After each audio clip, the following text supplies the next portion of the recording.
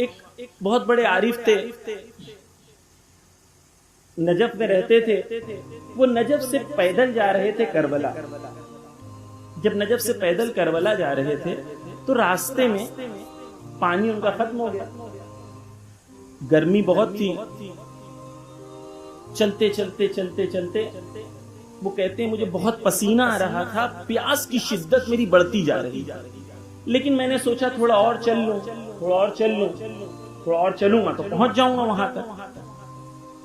تھوڑی دیر کے بعد وہ کہتے میں چلتے چلتے چلتے میری پیاس کی شدت بڑھتی رہی، اور پھر ایک مرحلہ آیا کہ مجھے امام حسین کی پیاس یاد آ گیا. میری پیاس کی شدت اتنی بڑھ گئی کہ مجھے امام حسین کی ایک لمحہ پیاس یاد آ گئی. پھر وہ کہتے ہیں کہ میں مکاشفے کی حالت میں چلے گئے. مکاشفے اس حالت کو کہتے ہیں جس میں آپ کوئی تاریخ کے واقعے کو یا آنے والے واقعے کو اپنی آنکھ سے دیکھ پاتے ہیں. وہ مکاشفے کی حالت میں پہنچ جاتے ہیں اور وہ اپنے آپ کو روز عاشور کربلا میں پاتے ہیں کہ وہ روز عاشور ہے اور وہ کربلا میں موجود ہے. کربلا میں تیر چل رہے ہیں، یہ کوشش کرتے ہیں کہ تیر کو روک لیں، لیکن کیونکہ مکاشفہ ہے تو تیر کو روک نہیں پا رہے. توجہ سے سنیے گا.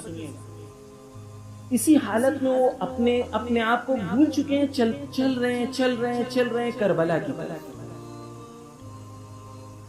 آخر میں وہ امام حسین علیہ السلام کے حرم پہنچتے ہیں. جب وہ امام حسین کے حرم پہنچتے ہیں تو کیا ہوتا ہے؟ حرم میں ایک گھنٹی ہوتی ہے، ایک گھڑی ہوتی ہے. جب ایک گھنٹہ ختم ہوتا ہے، 1 بجتا ہے، 2 بجتا ہے تو وہ آواز کرتی ہے. وہ کہتے ہیں جب میں حرم میں داخل ہوا اسی حالت میں مکاشفے میں، تو میں نے کیا دیکھا؟ میں نے یہ دیکھا کہ لوگ جو ہیں وہ گھنٹی کی آواز سن رہے تھے، لیکن میں اس وقت حل من ناصر ینصرنا کی آواز سن رہا تھا. میں یہ سن رہا تھا کہ زری سے آج بھی حل من ناصر ینصرنا کی آواز آ رہی. لوگ گھنٹی کی آواز سن رہے تھے لیکن میں کچھ اور سن رہا تھا. کہتے ہیں تھوڑی دیر کے بعد امام حسین کے حرم کی آواز ختم ہوتی ہے، حضرت عباس کے حرم سے گھنٹی کی آواز آتی ہے. کہتے ہیں لوگ گھنٹی کی آواز سن رہے تھے لیکن میں سن رہا تھا کہ آج بھی حرم حضرت عباس اور زری حضرت عباس سے لبیک یا حسین کی آواز ہے. عزیزان گرامی، ہم نے کب امام حسین علیہ السلام کی محبت کی وجہ سے حل من ناصر ینصرنا سننے کی کوشش؟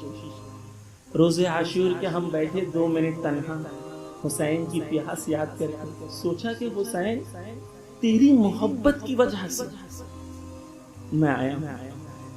عزیزان گرامی، ہمیں امام کا ناصر بننا. آج بھی حل من ناصر ینصرنا کی صدا آ رہی ہے. جو لوگ صرف محبت کا دعویٰ کرتے تھے اور ناصر نہیں بننا چاہتے تھے وہ ہمیشہ امام کو تنہا چھوڑتے تھے. پہلی چیز، مجلسوں کا مقصد کیا ہے؟ ناصر امام بنانا. ہم سب کو کیا بننا ہے؟ امام کا ناصر بننا ہے، امام کا مددگار بننا ہے. اس کے لیے امام نے بلایا ہے. اس سے کم جو گول اپنا نہ رکھیں کہ ہمیں امام کا ناصر و مددگار